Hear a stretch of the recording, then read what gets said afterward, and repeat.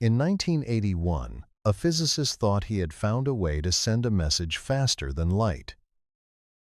His name was Nick Herbert. He designed a device, and he gave it a name. He called it Flash.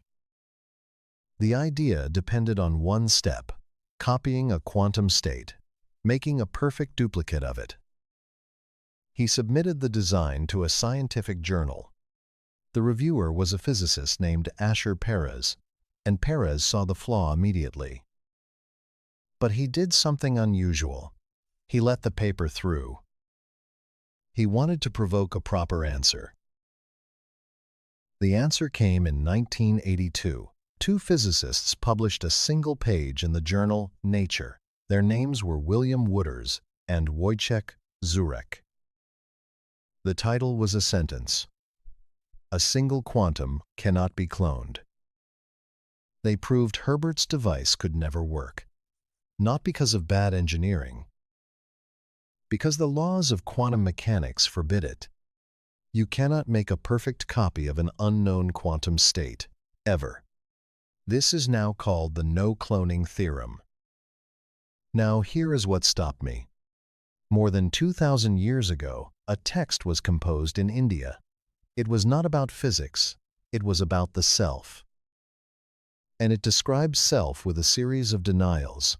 It cannot be cut, it cannot be burned, it cannot be wet, it cannot be dried. It cannot be divided into parts. Now, the text never mentions copying. That idea belongs to physics. But listen to the shape of the two claims: a quantum state that cannot be duplicated, a self that cannot be divided, both pointing at something that cannot be reduced or reproduced. One from a proof in quantum mechanics, the other from contemplation of the self. This is not a claim that physics proves the soul exists. It does not. And the ancient text did not predict quantum mechanics. It did not. It is something quieter and stranger. Two separate investigations arriving at a similar shape. Start with physics. What is a quantum state? Think of a single particle, a photon of light. It can carry information in the way it is polarized, the direction it vibrates. But here is the quantum strangeness. Before you measure it, that photon does not have one fixed direction. It exists in a superposition, a combination of possibilities at once. That combination is its quantum state. Now ask a simple question: can you copy it? In the everyday world, copying is easy. You photocopy a page, you duplicate a file. The original stays. A perfect copy appears. Ordinary information can always be copied. But a quantum state is different. And here is the problem. Imagine a machine built to copy a quantum state.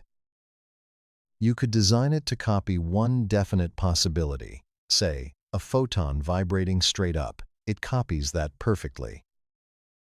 But a real quantum state is a superposition, up and sideways, blended together at once. Now watch what the machine does. A copier built for single, definite states cannot handle the blend. Copy one part, and you destroy the superposition. Keep the superposition, and you cannot copy it. No machine can do both. The linearity of quantum mechanics forbids it. A perfect copy of an unknown quantum state is impossible. And notice the precise claim. It is an unknown quantum state that resists copying. Known, ordinary information can be duplicated freely. The theorem is not saying nothing can be reproduced. It is saying something sharper. The unique, unmeasured state of a quantum system cannot be reproduced, not by any process. This sounds like a limitation. It turned out to be a gift. Because a quantum state cannot be copied, it cannot be secretly intercepted. This is the foundation of quantum cryptography. A message encoded in quantum states cannot be copied by an eavesdropper without leaving a trace. The uniqueness is enforced by physics itself. Remember that word, unique. It is about to come back. Before we connect these two worlds, two boundaries.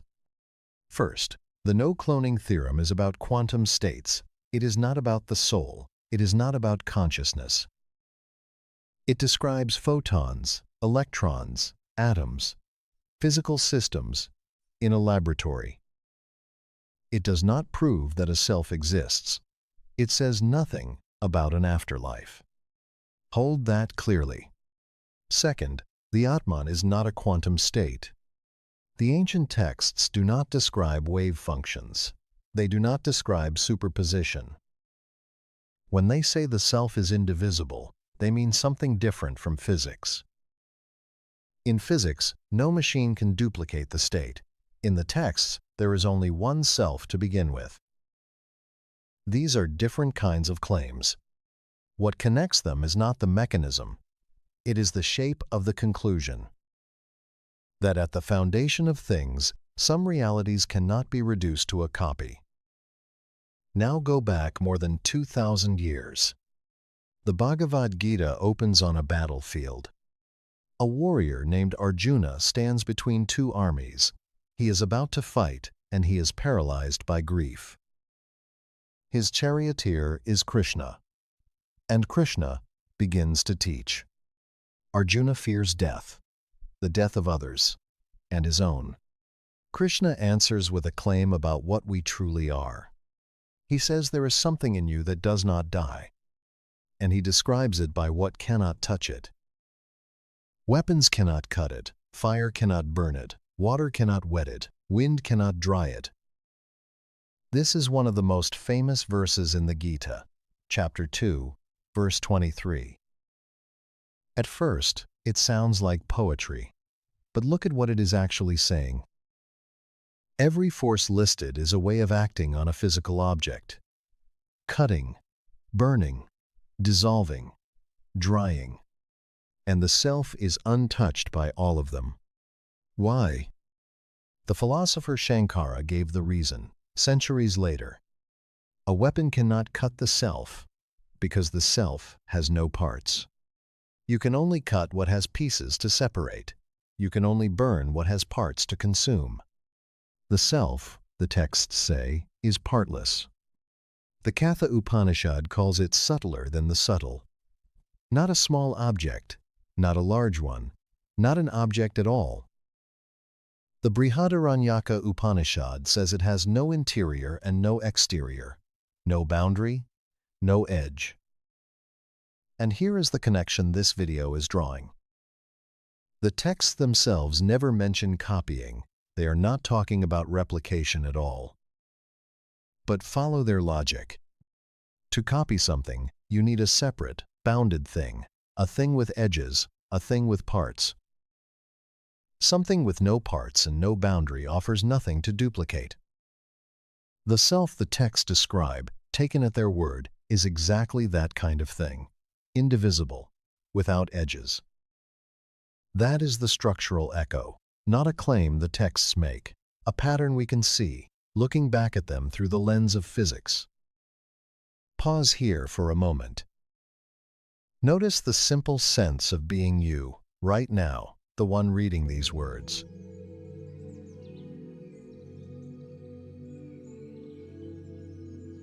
Not your name, not your job, not your memories, just the bare fact of being aware, of being here.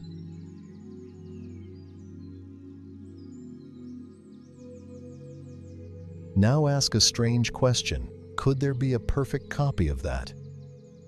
Not a similar person, not a twin, a perfect duplicate of the one looking out, right now.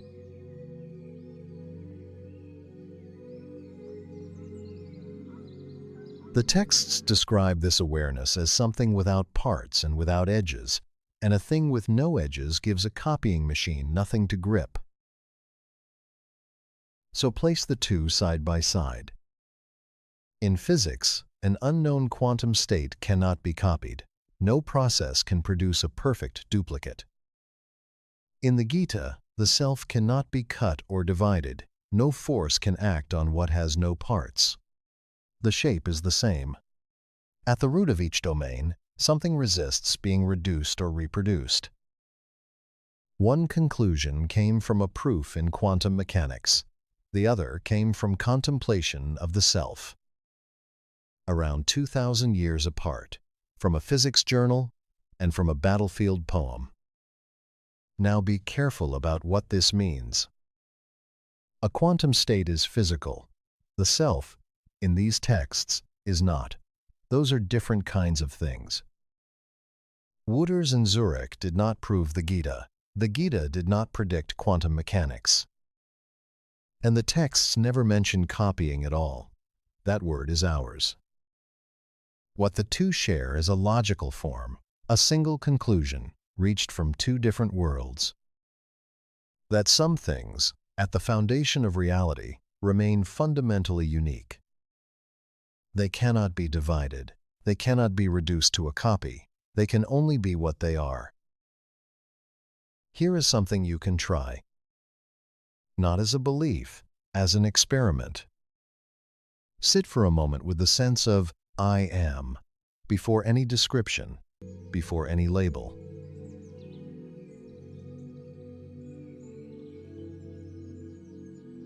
If awareness had an edge, where exactly would you draw it? Look for the boundary where you end and awareness begins.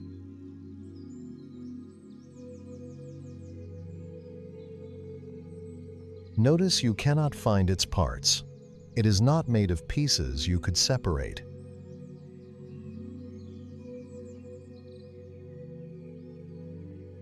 This matches what the texts describe, something without edges, without parts. The texts do not call it uncopyable. That is the parallel we are drawing. But the physicists found a real limit at the bottom of the quantum world, and the description lines up. The awareness you are looking through may be the kind of thing that admits no copy. Return to the laboratory. A single quantum cannot be cloned. The uniqueness of an unknown state is absolute. And return to the battlefield. Weapons cannot cut the self. Fire cannot burn it. The texts call it indivisible. Two limits, two methods, two different ages. One worked with photons and mathematics. The other worked with grief and a question about death. Neither proves the other. But both describe something that cannot be broken into copies.